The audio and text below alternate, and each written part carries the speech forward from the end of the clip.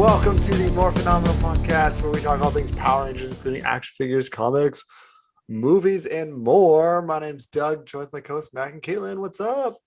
Hey, hey. How's it going? Hey. Pretty good. I'm pretty good. I haven't watched Loki yet, but Oh, I haven't watched Loki yet either. I haven't either. The I was actually gonna do just it watched today. Avengers last night. first one? Yeah. No. My best friend and I just finished phase 1. She's hooked. Oh, so. yes. Well, if you think about it, this is phase 1 Loki anyway. You don't because he never lived through the events of Thor 2 or any of the other movies, That's true. So maybe it's a good time to start watching it now. Yeah, I think so. Yeah, this is like fresh out of Avengers 1 Loki. So anyway. Speaking of Marvel Avengers, Mac, you ran into a special guest the other day. How cool was that? You know, we've been talking casually on the podcast. You know, I think we've mentioned it that Simu Liu, the actor who's playing Shang-Chi, is really into Power Rangers. I don't know if we did mention it. I think I saw it. I don't know if I brought it up. I thought I brought it up. Okay. But we definitely didn't bring up his recent tweet where he was like, I can quote Forever Red from beginning to end or whatever. Yes. Uh-huh. But obviously the other Power Ranger Instagram accounts have been making the rounds with his tweets. Yeah. So I thought that was cool because I mean I follow so many Power Ranger accounts now that we've done this for over a year. So it was really so he came in and you know this is the first Marvel actor that's been in the shop. That's actually not true. We have a couple like regular customers. But since I started working there, there's been like occasionally we've had like a couple guys, like the guy who's going to play Hawkman in Black Adam came in. Oh yeah. Nice. They're all getting their reading materials. They're getting their reading material. but I mean, obviously with Simu, they've made the movie already. So yeah.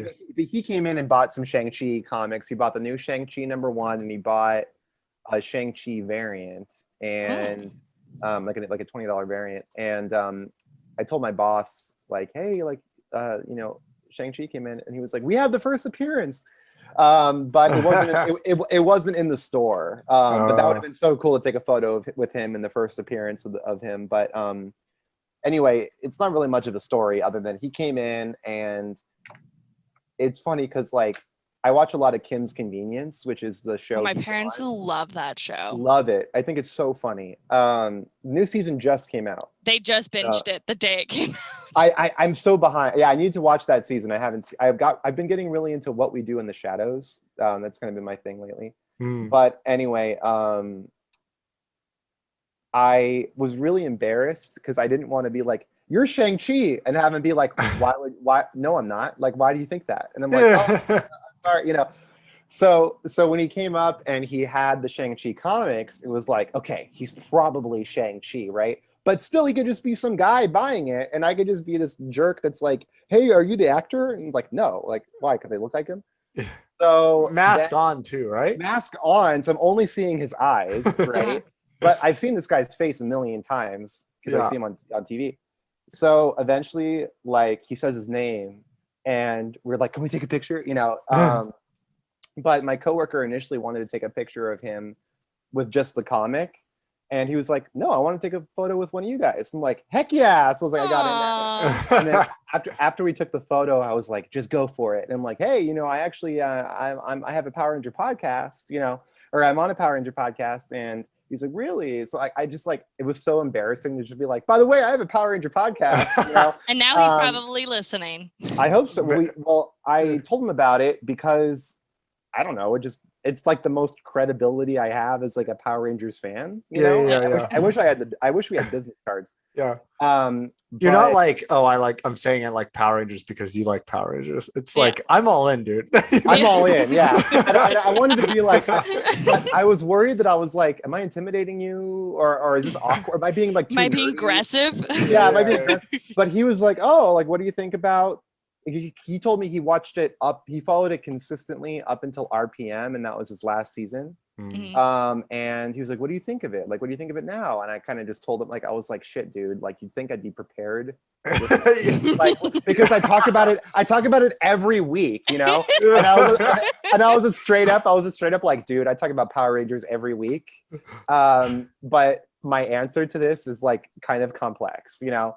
And so I sort of was like, yeah, you know, since we started doing the podcast, I've kind of come to really appreciate the Disney seasons a lot, you know, and how the Neo Saban era has made me realize how good SPD and like those seasons were, and Down of Thunder, and how sort of Saban coming back, and so I was basically catching him up because he didn't know anything about the Hasbro stuff. So that was kind of the end of the conversation. A kid came up and asked me about Venom. So I had to help a kid with Venom. I didn't even get to say goodbye. But well, maybe he'll be back. Hopefully he comes back. But I mean, now, if he just bought number 1 of an issue, he's got to come back for number 2. Number 2 isn't. Yeah, he's got it. I don't even think number 2 came out. But when I got home, I was like, Nina, look, I met Shang-Chi, and now I'm the biggest Shang-Chi fan. I'm like, who cares? Like Iron Man who? Like whatever. Yeah, like Black Widow. Like I don't. Yeah. I'm just like aggressively supporting the Shang-Chi movie franchise now. Yeah. That's hilarious. I love it. That's funny. Yeah. Thanks. I'm gonna go buy his action figure now. Like I know. I want to put his head on like the Red Ranger body or something. Yeah. Well, Go ahead. I was gonna say a lot of people are putting Jason heads on the martial arts on his head, on his body. Right. Yeah. Well, they were doing that even with the comic book Shang-Chi because it was like the shirtless one. Yeah. He was already on my list to buy, but like the story makes me like him more. You know? I know the story makes me. Yeah, I mean now I'm like I want to buy your action figure because I met you. Like I know you. Yeah, I don't even think he knows my name, but we're on a first name basis now on my half of it. I only call him Simu now. Anyway. But that's funny that you didn't have like your elevator pitch Power Rangers. I don't know what I would have said either. Well, I sort of just got nervous because he obviously likes it, but I couldn't tell how much he really wanted to talk about it.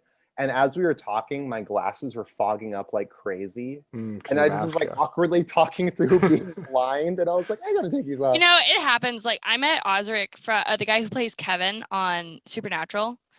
Oscar Chow. Okay. Yeah. And he was in a bunch of like this YouTuber who does parodies, the Hollywood Show, and he's in a bunch of those because they're friends. And I ran into him at LA Comic Con one time. He was literally just standing next to me during like an event. And I turned over and I was like, oh my God. And so I was like, I love you on Supernatural, like super creepy. And I was like, can I take a selfie? Yeah. Well, I'm sure he's used to that. You know. Oh, he totally was. He actually was really sweet about it. And I was so devastated in Supernatural, like crying. Oh my God, they did him dirty. They did him so dirty. And he was like laughing. He was like, it's okay. And he was like, I totally feel the same. And I was like, you deserved better, Kevin. He did. So I think they find it sweet when nerds come up to them. It's like, you know, we're aggressively nerdy. Well, you know, and I think that like I'm not really ashamed about it because at the end of the day, he's openly a fan of Power Rangers, and I feel like most of the time, if he gets recognized, people are going to want to talk about Shang-Chi. So I thought it was kind of so. It's probably nice to be able to talk about something else. Something that he actually likes, you know. So that was nice. Yeah. You gotta watch your Forever Red and start like quoting it. So if he comes back, you can just be like, I can't think of a line, but I should have been like, watch our Forever Red review. We tore it to shreds. But we liked it. I know, we did like it, but so much red energy. Just wear red every day until he shows back up and be like, hey. I know. You know I what you should say? Rain t-shirt on. What? You should say like, you're a fan of Forever Red. Did you know there was a cut or like with the original idea? The original idea was Rocky to be a butler. Just start throwing all the trivia at him. Dude, I'm sure if he didn't already know that he would love to know that. You know? But anyway. Rocky gets some funny lines in the show we got going on today. First of all, are we getting into it right away or do we have news? Let's see. Well, Fan Friday would have happened by now, but we recorded this before, so we don't know any of the cool reveals that have happened. We know about the Ghostbusters one that happened. That one was so lame. Yeah, that was. Yeah. I remember you saying like, "What else could they do?" And well, this is what they got. I commented on it What so happens? mad, like this is borderline, like this is evil that you guys are making. And then I saw every comment was like what I had said. Like all the comments are the same. Like, where is our accessory pack? You're gonna make it. Anyway. Oh yeah, but the Fan Friday is pink themed, so we're gonna get some all Pink Rangers. Yeah, some pink reveals, I guess. Jen for sure. If they don't make it, if they don't reveal Jen, then why even bother making it pink themed? Yeah. Like, what else do we want? Yeah. She could beat up everyone. I've done the polls. No one. Yeah. I don't Jen think anyone beat Ranger her. Slayer. Yeah, Jen beat everybody. She even beat who did I put? Black we Canary. Put up against like Black Canary. Yeah. Oh yeah. Scarlet Witch. Or not Scarlet Witch. Black Widow. Yeah. Or Black. Yeah. Black Widow and Black Canary. Yeah. I can't believe Black Widow didn't beat Jen. That's crazy. Well, I guess can Power Rangers, are they bulletproof? Can Power Rangers deflect bullets? We've never had it. We've never had them get shot before. Yeah. But lasers blast off of them, so I imagine a bullet would bounce, at least ricochet off of them too. You know, you'd think that it would. Well, do they have guns and RPM? Because it's like all Mad Maxy. No. Well, they still just don't. Have probably laser things, right? In theory, they might, but you don't see them. Yeah. You know? Yeah. I don't know. Is a Power Ranger bulletproof? We should have a thought discussion on that one. Yeah. Have a poll. We should have a poll. Yeah. The only other thing I saw is there was a picture of the Dino Fury cast with the Gold Ranger. With the Gold Ranger, yeah. Yeah, and he has the Zato antennae. So got it. We were correct in our theory. Yeah. We are so smart. Yeah. When's that coming back? I think it's actually coming back pretty soon. I did tell Shang-Chi that, I mean, his name isn't Shang-Chi, but I did tell him that that he should watch Dino Fury. It's good. That I liked it. Yeah, so hopefully he'll check it out. I had to pull up my notes because we watched this yesterday, and so I prepared with a lot of notes. I actually really like this two-parter a lot. Yeah, it was good. I liked it. Yeah. Episode 12, Dino Fury, still TBD. Just it says okay. At least that's what Wikipedia says, and I'm sure someone would have done that. IMDb has nothing, so TBD. Ooh. All right, episodes. Power Rangers, Mighty Morphin, Stop the Hate. This was season 3, episodes 12 and 13. Let me pull it up. This was brought to us by. I thought I had it pulled up, but I cannot find it. Oh man, that's embarrassing. Brought to you by. What is it? What did they say on PBS? Kevstar92 recommended this. So thank you, Kevstar92. Thank you, Kevstar. This is one of the best recommendations we've gotten, I think. Really? Wow, you were that high on it, Mack? Well, I don't know if I think that like it's groundbreakingly good or anything like that. Just that like most of the time when we get into the two-parters in the later seasons, like the 2 or 3 parters, it's just like, why was this a multi-parter? You know, we talked about that sometimes where it just feels like this was, well, really my biggest problem with those multi-parters is that sometimes they just don't feel very consistent. Yeah. It feels like they'll introduce a really great theme that could be applied to the episode and like good lessons. Yeah. And then by the second part, they'll just kind of drop that and then it sort of becomes its own thing and it's just like a massive fighting and Megazord fighting. But what I really liked about this two-parter was that it was very consistent in its lessons. Yep. And they managed to keep like, it really felt like genuinely a two-parter. Like it kept it going consistently. There was no like slow parts that I was kind of like, ugh, when's this over kind of thing. Yeah. And they were good lessons on friendship and they were, and I also really like what you're saying, like Rocky's dialogue.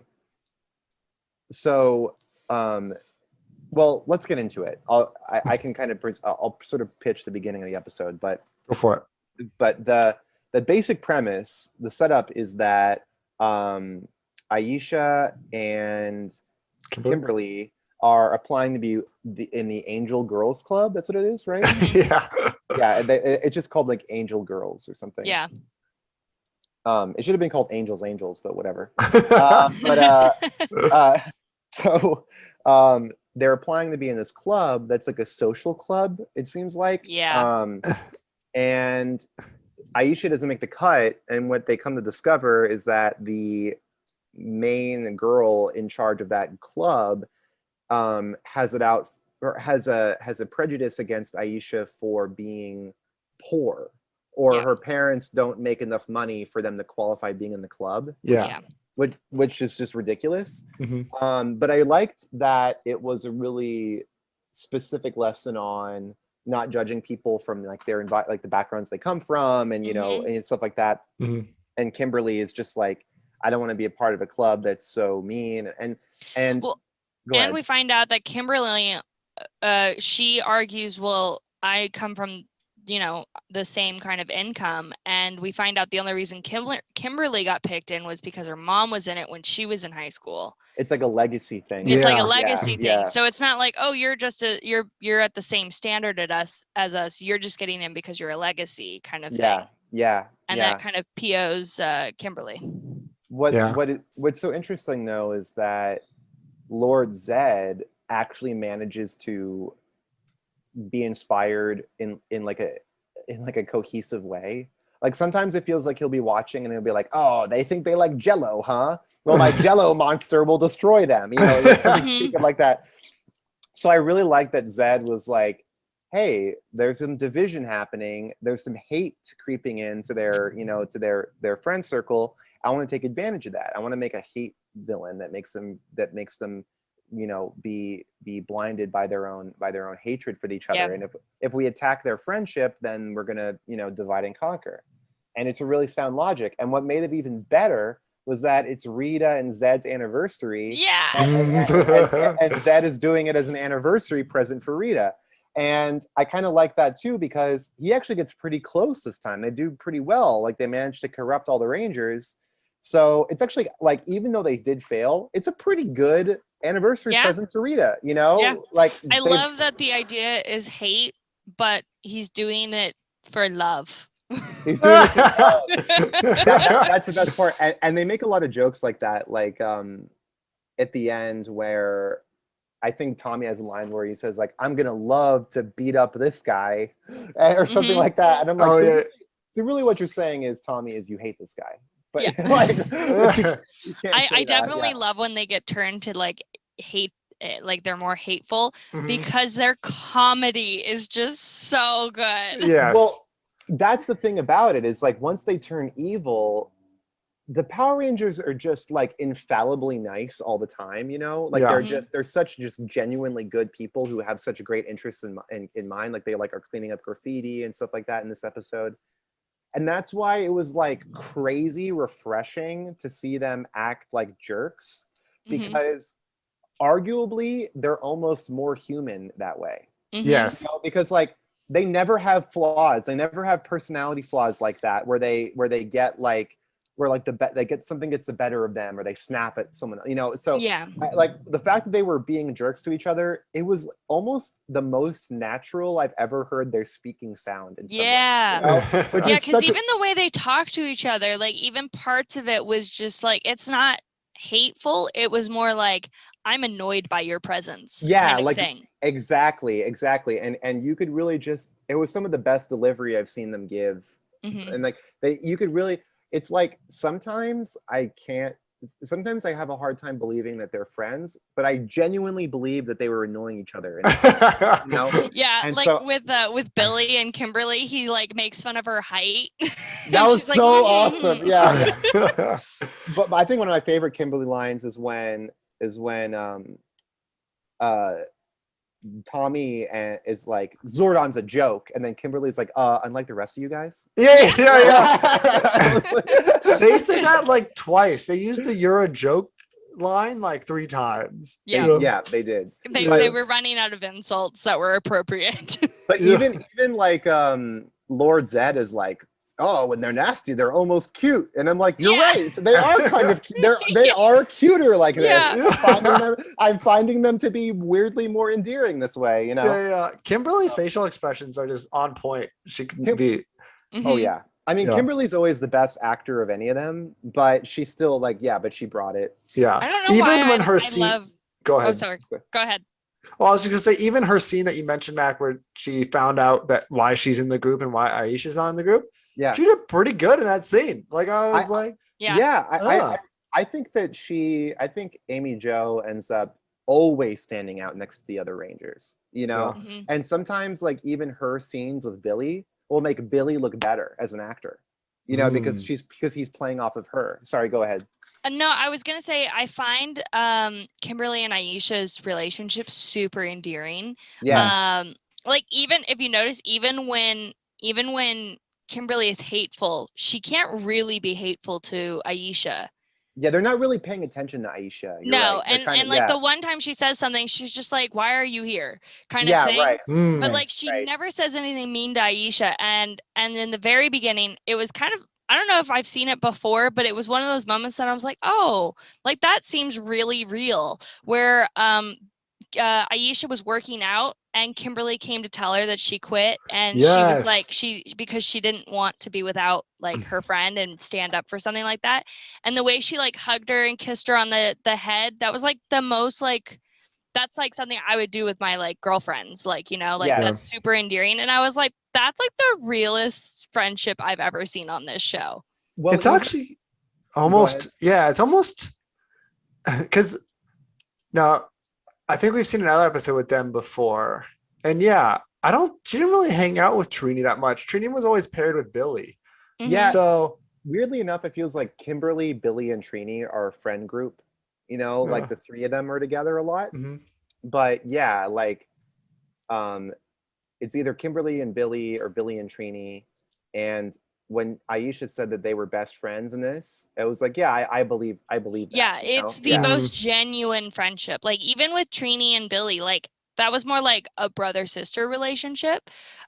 This like is like a genuine high school friendship right there. Yeah, I think like Rocky and Adam are also like pretty. Yeah, like they're like bros, you know. Yeah. They're like they got each other's back. But it was just that like one simple gesture that was like so either unplanned or perfectly placed, was like that. Like made me believe that they really care for each other. Well, even the fact that like this is almost superficial, but even the fact that Aisha is using a real piece of gym equipment instead of them doing like a martial arts demo or doing like a gymnastics balance beam or like or like a ribbon dance, like she's actually working out. Yeah, it feels like you rarely see them in the juice bar using the gym equipment, like actually like it's a real gym.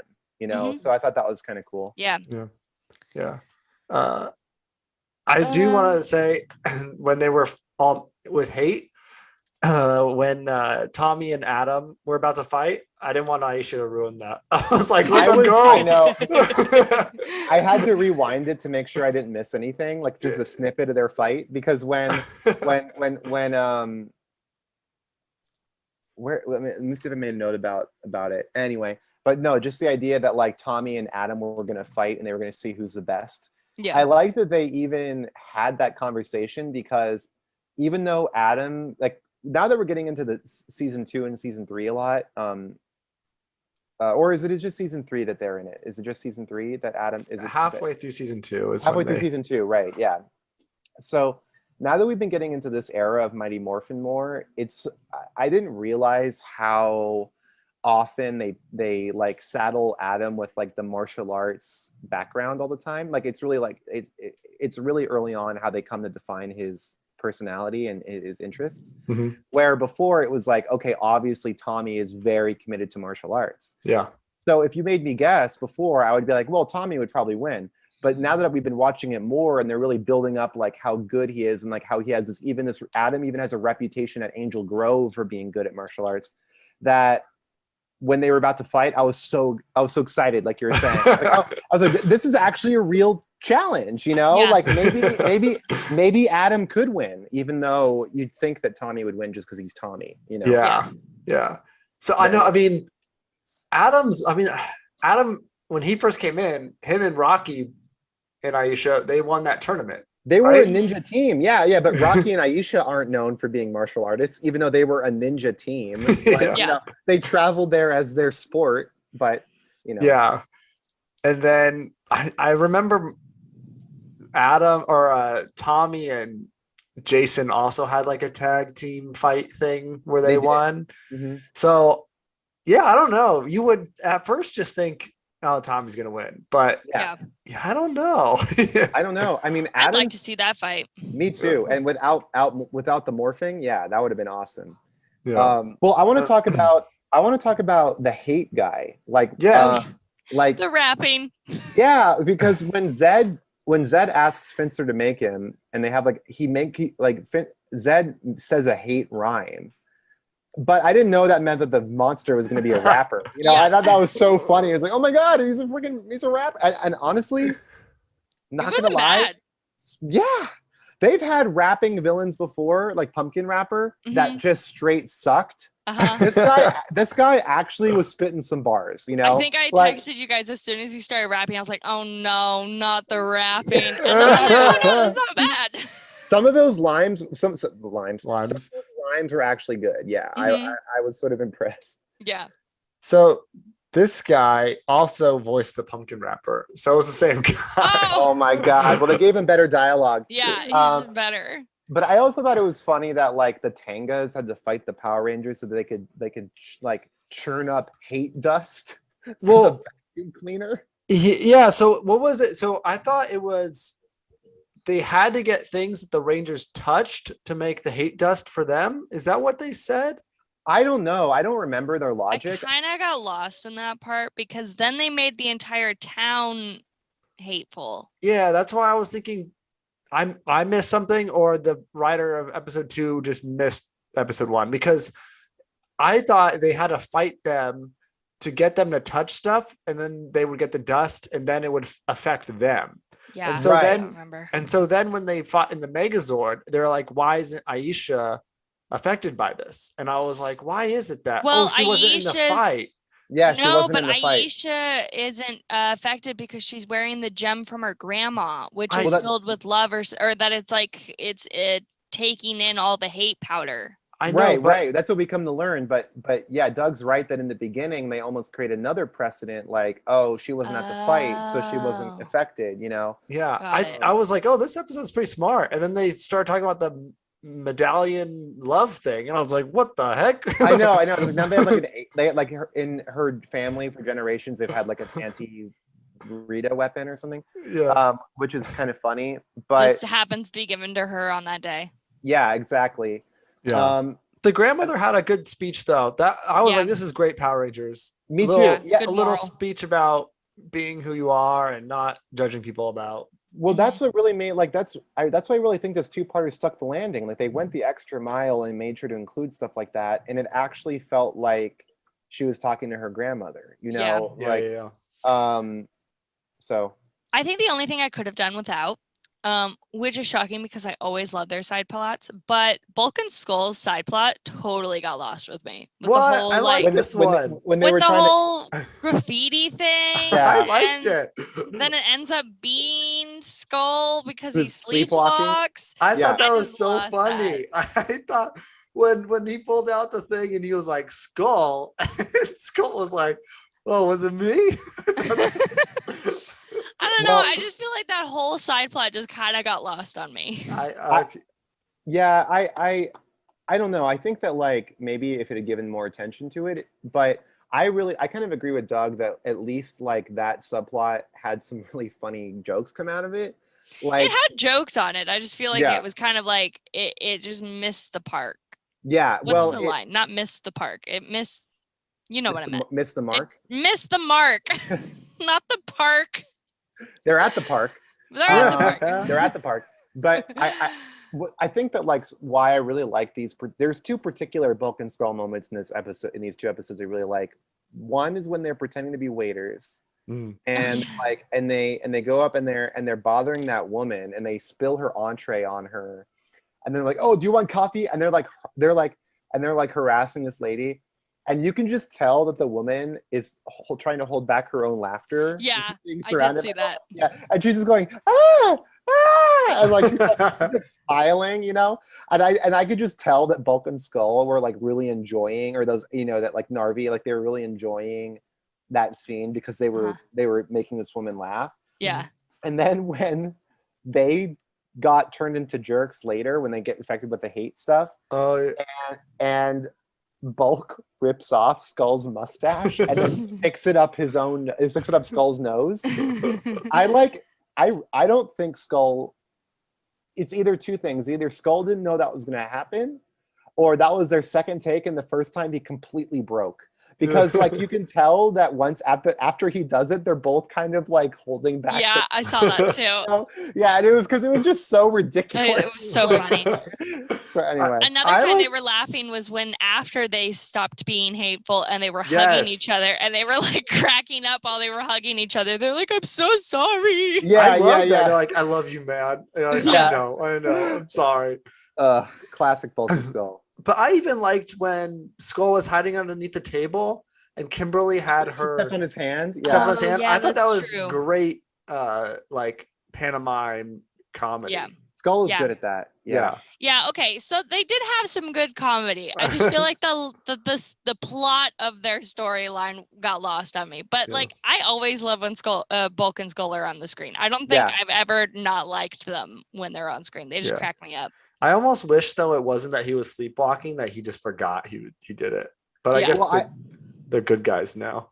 I was sort of disappointed in them. I mean, obviously they want to like clean up Angel Grove, but like I thought it would have been funny what I would have liked was an episode about how graffiti can be art, and how it's not, it's not all vandalism. It was in the 90s. That was too There's early. No way. Yeah. Like, yeah, are you kidding me? Like 90s infomercials are literal, or 90s PSAs are literally always start out with graffiti. Yeah. Yeah, don't do that. Yeah. Anyway. Let's see. What else happened during this episode? Well, okay, go ahead. When the Hate Master got all big, and then they're fighting with the Zords. I had no idea. Holy shit! Yes, that the frog Megazord could spit what little was frogs. This? Yes. When can the frog Megazord make tiny frogs? An army of tiny frogs come out of his own mouth, and then he breathes fire. Yeah. Like when does he ever? How does the frog breathe fire? I don't know. When has Adam ever used those two powers ever in the frog? Like he complains in the movie about getting the frog totem. If he had known how many powers he got, he probably would have been like, hell yeah, I can breathe fire and like create a frog robot army. But anyway. Yeah. I thought because the tongue comes out and it looks like stairs, I was like, is he gonna run out now? Right. And the little frog started bouncing out. I was like, what is happening? I don't know how I forgot that. They really need to make sure that that gets brought back somehow in the comics or something. Like don't let anyone forget that's a power that robot has. And Billy in his hate just decides to take down Zordon, and he does it in an afternoon from the juice bar. I love that. It just shows how smart Billy is. Everyone's like, so what are you up to? And he was like, well, Zordon's not going to bother anyone again. Yeah. I just took down the command center. Billy's a mastermind over there. Yeah, thank God Billy's not evil, because he could really take it places. Billy's the Batman of the team because he has a contingency for everyone. I guess so. Yeah, he could take everyone out, but he would need to want to do it, I guess. Yeah, that must have been Zed thinking, "Wow, I really got lucky on this one." Right. Anything else? I thought this was a good episode. I thought it was a great episode. I really liked it. I felt like I was watching one long episode. Like I didn't feel like I didn't feel like I was getting bored between the two. Yeah, I didn't either. It felt like it flowed really well. It felt like really one episode. Yeah, made me laugh. I definitely think that this is like, I always say this, where it's like, oh, that was textbook, but this is really textbook. Like this is really like, if you want to get a good example of what Power Rangers offers, especially in Mighty Morphin, like this is it in my opinion. Totally. Yeah. I love this episode. Thank you, Kevstar 92. I think that's it. Yeah, I think so too. Yeah. Like us on social media, YouTube, Instagram, tell a friend. Tell us who would win in a fight, Adam or Tommy. Yeah. Oh my God, Tommy's not gonna. There's no way Adam is gonna get. There's no way the poll is gonna pick Adam. There's no way. I did a poll on that a while ago. It was like Green Ranger, Tommy versus Adam, Zeo, Green, and Tommy, or Adam got smashed. Yeah. Yeah. But I think next week I want to watch the cowboy one where they go back in time. That would be cool. Yeah, where they go back to the cowboy one. There's one where they go back in time. The Wild West. Yeah. What? Yeah, let's do that. I'll pull out my cowboy hat for that one. That's gonna be wild. Okay, we can do that. Is that a 3-parter or a 2-parter? Oh, probably a 3-parter. They're gonna milk that. Okay. Yeah. I also want to watch the one where like they meet the Kamen Rider guy. That's the beginning of season 3. That's a 2-parter. Yeah. A friend in need. We should watch that. Yeah. Yeah. We'll do Cowboy and then we'll go from there. Okay. But until next week, we'll have some more toy news and some Cowboys. Yeah. Sweet. Until then, it's not less phenomenal. It's more phenomenal.